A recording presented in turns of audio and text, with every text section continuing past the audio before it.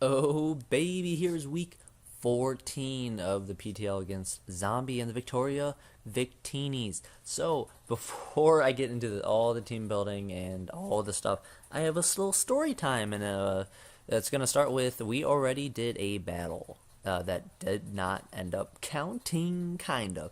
So, I'll put timestamps in the thing to skip this. But basically, if you don't want to listen to the whole story, basically he brought a mon that he could not have brought, and we had to restart because none of us noticed till after. Idiots. Okay, so basically, just really quick, like a little context. These are the same six I brought.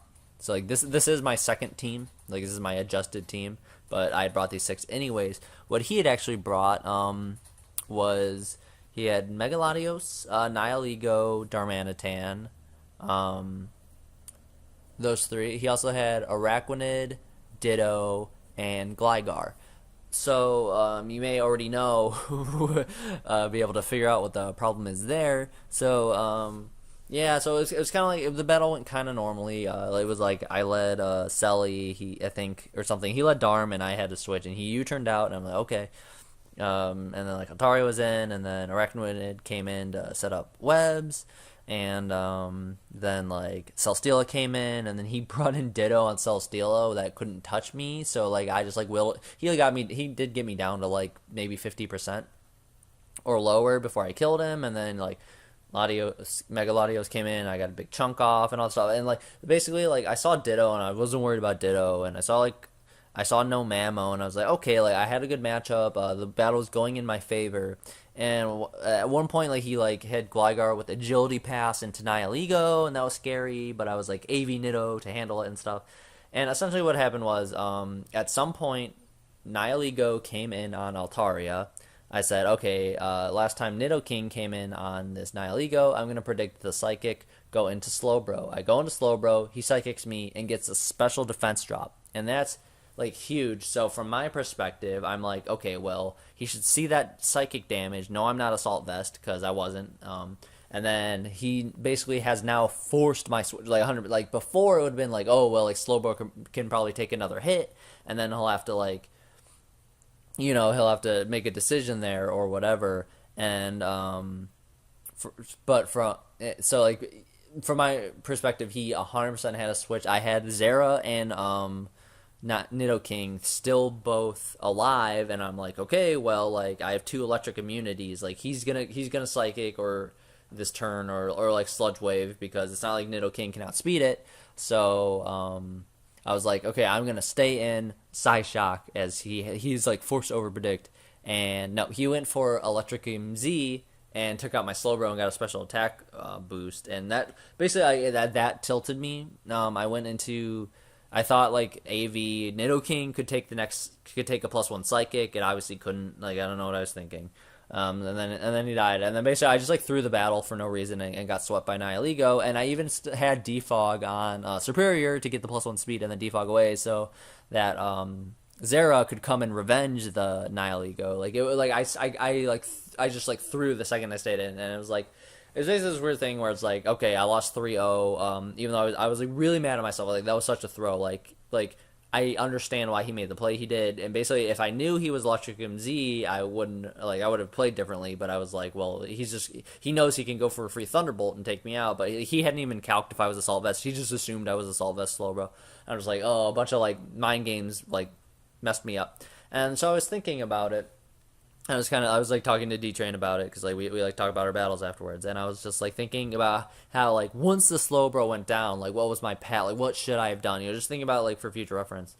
And then I was like, Zera was a physical set with like Plasma Fist, Close Combat, and Outrage, and Nidoking was a physical set with like Earthquake, Poison Jab, like superpower stuff. I was like, why did I have no ice moves to hit this Gligar that was still alive? Like, the Gligar would have, like, stalled me out. And then I was like, of course the Gligar would have stalled me out. I didn't prep for it. It's not on his team anymore. He traded Gligar for Araquanid and then brought it. But so we found out what had fucking happened was D-Train, Puppet Master in the Shadows, suggested to Zombie, based on memory of his team, that he was like, like agility pass Gligar could be pretty good, especially for like something like Nihilego, since like he had seen the team, he knew he was running a modest special attack boosting Nihilego, so like his plan was to have webs up and sweep me with Nihilego. And then Zombie was just like, oh wow, yeah, that does like fit better than whatever mon I was thinking about bringing or something like. So D-Train suggested a mon that Zombie didn't have. Zombie just like worst of all was like, oh yeah, I don't have this mon anymore. Still put it on the team. And then me, when I was team building, when I went to type up this little Excel document, freaking I was remembering his team. I was like, oh yeah, I know he has Megalodios. I know he has like Darmanitan. I knew like more than half his team, and I put Gligar in there, and then I went to like check to make sure like what the rest were, and I was like, oh, he traded Gligar. So I even myself, I had like a notable memory about him not having Gligar anymore. So, and I didn't notice till afterwards, because I saw his team. I was like, wow, like this team does not look as threatening as I was thinking, because like, I was really worried about Mamo and stuff. So like, we talked about it in chat. Like, I had to bring it up. I was like, Zombie, you don't have Gligar, and you brought it. And like, and you can't say like, I don't know. It was weird because like Gray, the commissioner, was kind of like, oh well, like Gligar didn't well, Nihilego won the game anyways. Gligar didn't actually damage anything. I'm like, well, like it did agility pass like into a Nihilego, and like like, and hypothetically, had I played what better, like I couldn't have touched it. Like I did not prep for this thing. I had no ice moves to hit it. So like he was like, you can take an 0-0 loss and like save the differential you lost, or you can do a rematch. And like, of course, I'm gonna elect for the rematch. I'm in the playoff hunt, like I have to. It's like I don't think it's a horrible thing to be like, oh yeah, like it wasn't the main reason I lost. Like I did lose, but like I had to take it. I'm not gonna be like, oh yeah, you just take bring an illegal line. Like had it not touched the field, I don't even care. Like or like had whatever. So basically, so back to here. Now we're doing the rematch. And the issue now is what changes did it make? Well, Slowbro, besides maybe some EV stuff, I don't think changed at all.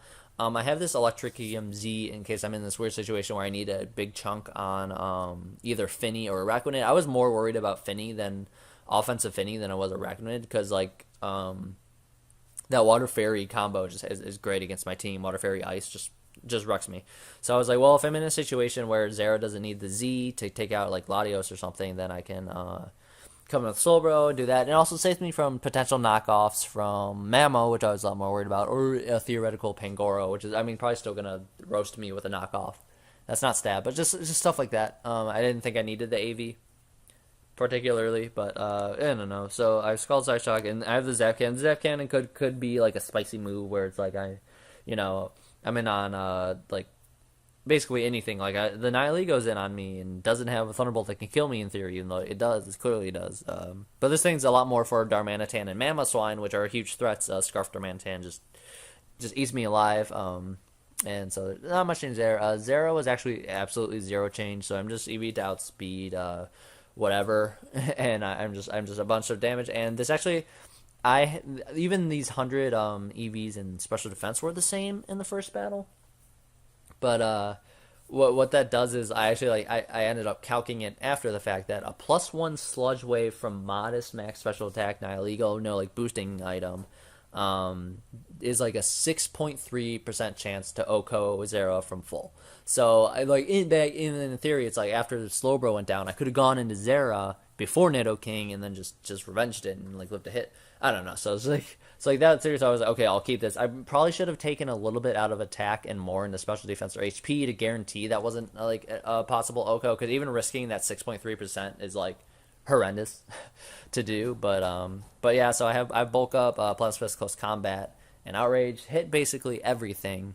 I mean, extremely well. Like Xurkitry's like basically his best thing to this, or whatever. Latios, if I don't have a Z to do Draco drop, whatever. And as far as Ditto goes, I have a very good like matchup. Like Zera doesn't hit itself very well, or Mega Altaria walls Zera like pretty much completely. Celesteela walls itself.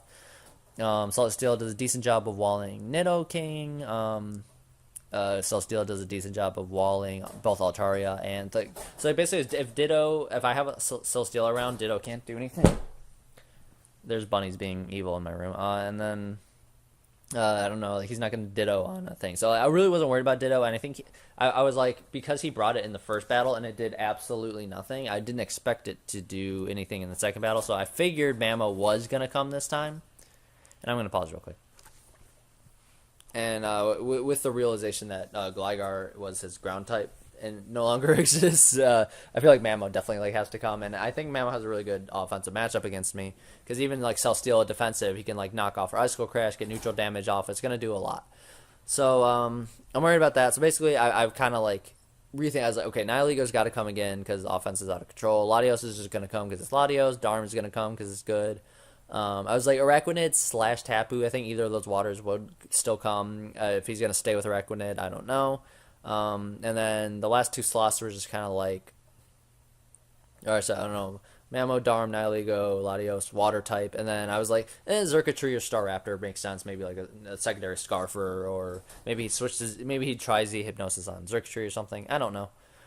So yeah, whatever. So Celesteela is a more defensive one. Also, handle things like Staraptor and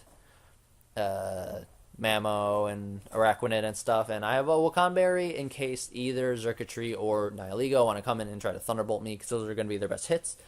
And I have Heavy Slam, Earthquake, and Leech Seed and Protect. So Protect, I can scout stuff. Leech Seed obviously is just health. He does not have a Grass type. And then Heavy Slam, Earthquake are my best two offensive options. I was an Autotomize set Celesteela before, and now that he's like has no Ditto, and I realized that like defensive Celesteela is going to be more important, especially this like I think this specific set is like basically what I need. I think we're good there. I don't know. So I switched Nidoking. Basically nothing changed besides the item is now a Pyapa Berry instead of Assault Vest, because since I brought Assault Vest to Nidoking, it's like he's probably going to switch to Psyshock Nihiligo, and now I can potentially take a hit. And then I actually do have Ice Punch this time, not even just over Superpower, just because I can hit the Latios slightly better. And I'm thinking like maybe like Staraptor comes this time, even though I had Thunder Punch. I don't really know why I switched to Ice Punch. I just did it to do it, just so I'd have it. I don't know. I just didn't see a superpower situation really coming up. And then Altaria, I think I did switch Altaria. I think Altaria was more defensive with like Toxic, and now I switched back to my defensive Dragon Dance set, which I figured could set up on an Araquanid or a just maybe Xurkitree, not really, because it has if it has Dazzling. Maybe like Darmanitan's in and I can get a free Dragon Dance up, or Araquanid. But I don't know. It's like the return Earthquake really messes up his team between Nihiligo, Mega Latios, Xurkitree. So like Mamo's like kind of an issue, but I'm very defensive. And I couldn't. It was very difficult to decide between Substitute and Roost, because I needed my 3 offensive moves. And Substitute, I could sub on the Araquanid if it Toxics and all that, and potentially not make him unable to break my sub with a Liquidation / Poison Jab if he has it. And then that'd be great. But Roost, I could just get health back. So we'll have to see if that's gonna bite me. If only I had Substitute, And then finally, I switched. Superior. Superior was Scarfed before. But then I realized if he gets Webs up, that's what I want to defog. But if he has Webs up, I'm going to get +1 speed, so I'm not going to need the Scarf, really. Which is, like, kind of strange. But then, but also if, like, Webs are up, I can just stay in and be offensive. And now I had Hidden Power Rock, now I have Hidden Power Ground. It's scary for Staraptor, but then it's better. It's just as good for Darm, and it hits Nihiligo really well now. And then I have Leaf Storm, Dragon Pulse, and HP Ground. So if he brings in Nihiligo on me, I can actually outspeed it, survive a hit with my Poison Berry, and then Leaf Storm up, and then hopefully Hidden Power Ground him from there, or do whatever.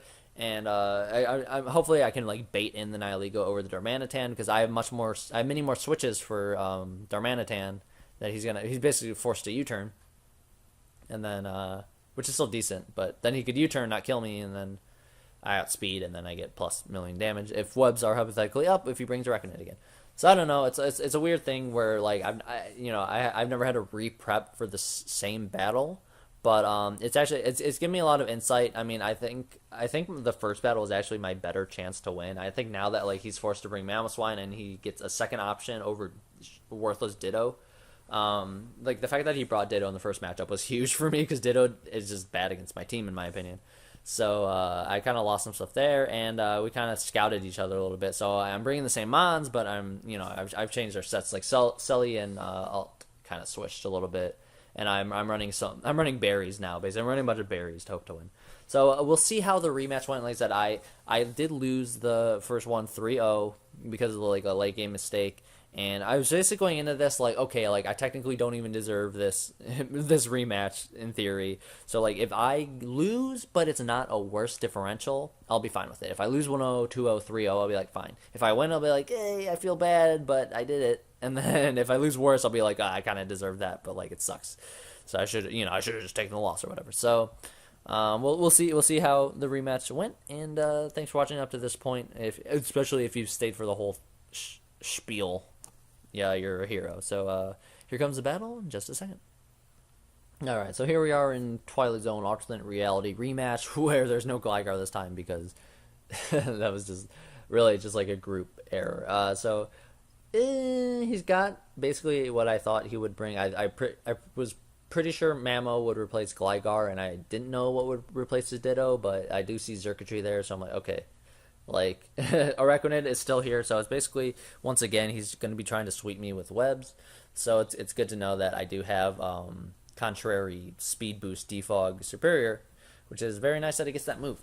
So, basically, the last time he led Darmanitan, and this time I'm going to lead Celesteela, or not Celesteela, I'm going to lead Altaria, because if he leads Araquanid or Darm, that's a pretty good matchup for me.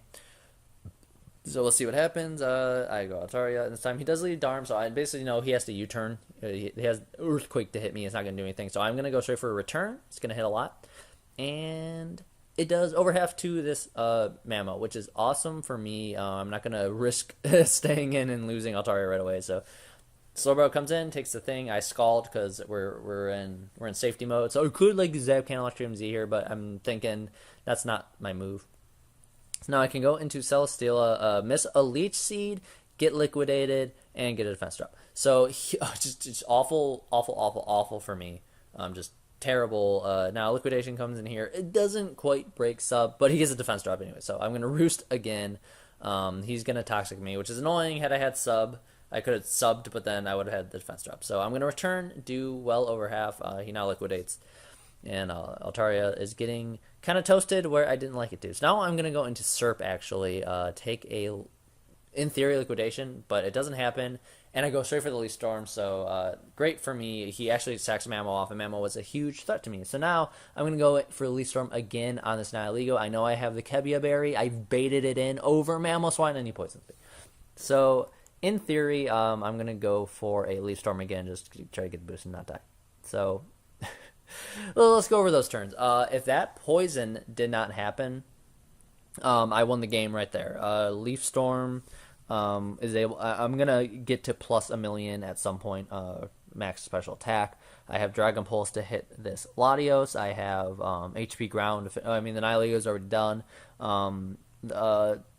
Araquanid is now in Leaf Storm range. +6. Leaf Storm's gonna take everything out. So assuming I don't miss another Leaf Storm, even though I missed one here, I'm gonna win the game. So here I have a decision to make, though.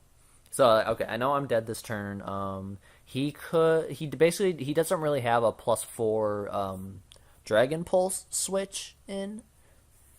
I mean, Nihilego will die because I've gotten the chunk off on it. Araquanid probably dies. Darmanitan will take way too much. It'll probably live, or same with Xurkitree. So he can basically take like 60+% chunks to either thing, risk his Latios going down. But for me, I'm like, okay, well, the Arachnid is low. There's a chance I can kill it before it gets the webs back up. I am going to elect to defog here rather than KO, or potentially KO the Latios. And it could be bad because, like, I don't really know what he's going to do because, like, if he brought this thing in, but, like, knowing that I could have Dragon Pulse, so it's like, wouldn't expect him to come in and Calm Mind if I'm going to outspeed and hit him with a +4 Dragon Pulse. So he does double into Araquanid to basically sack it off, but I defog, and that's that. So I go into Zera to try to kill him with moves. I'm going to Plasma Fist. It's fine. It does a huge chunk, and I'm like, okay, based on that damage, this is not like a physically defensive thing. I can go straight for Z Dragon. So it's good I didn't stay in with Slowbro and waste my Z there. So that's awesome. Latios goes down. I'm in a very good position. He can go into Rantan and freely Earthquake, but since I know he's Scarfed, I can now double back into Selly and keep that Altaria up if I need it for something, basically. So I can go for a Leech Seed here because I know he's going to switch. Unfortunately, I don't have anything to really hit the Zeracinid, but I know he's going to go for webs, so I'm going to take this opportunity to go back into Zera. And I could have tried to bulk up, but I didn't want to risk him knowing that I would do that and stay in, and so that's fine. So he goes back into Darmanitan. Now I can actually sack off Altaria. Even if he U-turns, I'm going to die. But he goes for Flare Blitz, which means I know I can go into Slowbro, and I know I can force him out, so I'm going to double into Nidoking as he elects to go Xurkitree, which is both good and bad for me. It's good in theory because I'm like, okay, I can live in HP Ground, go for Earthquake, but he's Shucka, so it's actually very unfortunate. So now I'm going to go into Celesteela. He's going to make the middle play and go for an Energy Ball, which is smart on his play, and I know I have the Wakan Berry. I can live it. Ooh, so that was very close to me getting into horrible bad territory. So now I can go into, I'm going to stay in, let this thing get the boost, and I'm going to go into Zera because I know I can live a +1 thingy. So I Plasma Fist. I was worried about him switching to Darm, but now I can basically go into Nidoking, sack it off, because if he U-turns, then it's the same situation. But now I can go into Slowbro, force him to die, and Earthquake does absolutely nothing. So there we go. I Psyshock. Nihilego comes in, and he is going to go for the same Z Electric. I could have just switched here and won the game 100%, but now I'm risking the 6.3%. So I'm going to get the drop. So like I said before, I didn't EV to guarantee myself to live a +1 Sludge Wave at Modest. So I don't know. I just couldn't risk him going for a Sludge Wave because like I don't know if he would have like done calcs and known I can live or whatever, or just hope like I don't know. From his perspective, it was predicting a Zera the best way for him to win and 2-hit KOing me with Sludge Wave, or was it just getting the special attack boost and hoping to kill me here? I mean, it does make sense that getting the special attack boost. Obviously, like from his perspective, I couldn't really risk going into Zera there because like that would just be a throw. But yeah, so I at least say it's a 6.3% chance. There's also like a crit chance, so it's more like an 8% chance for him to win or something. Poison won't matter because I'll kill him here. So we'll see if I can live. Ooh, 95%. So that was like I guess like a middle roll more or less. It was on the higher end for sure, but we win 1-0. So like I said, it actually like totally could have been like a SERP sweep.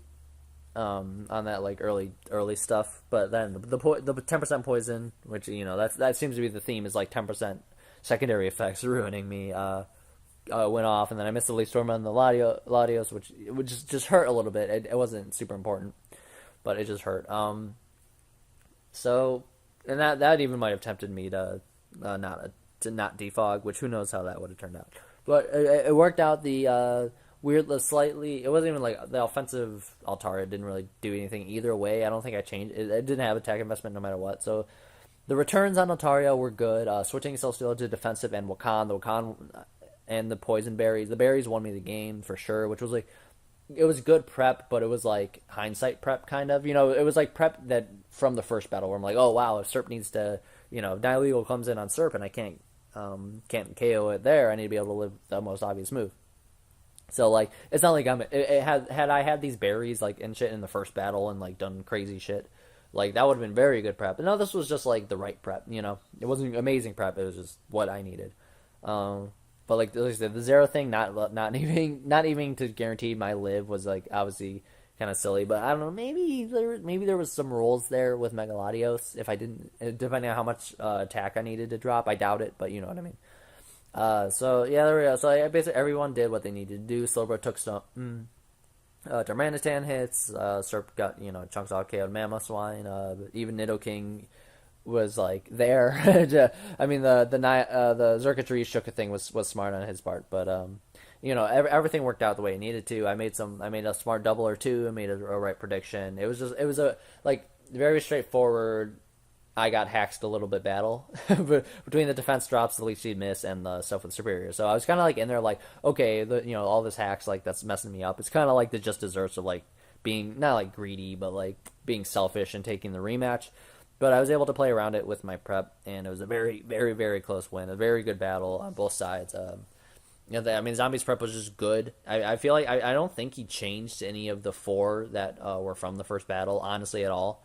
I was also kind of worried of him changing to either Acid Downpour or like Rocky MZ on Nihilego. Like in hindsight, being like, oh, like I didn't end up needing the Z move, so that like for the Electric Z move, but he stuck with it. So that was the other reason I didn't want to switch into Zera. Was I thought maybe from his perspective, if he is Acid Downpour or Rocky MZ, that has a chance to KO non Assault Vest Slowbro and stuff like that. So it was just I don't know. So let's go over the standings now in just a second. Okay, so hey, look at this. We're actually up into second after this week. So the two of the three teams, actually all three teams in front of us from last week lost. So Gray, Uvalde Town lost, Salty, Molokai, Marowak lost, and Jack and North Skitty, Down Fanatic lost.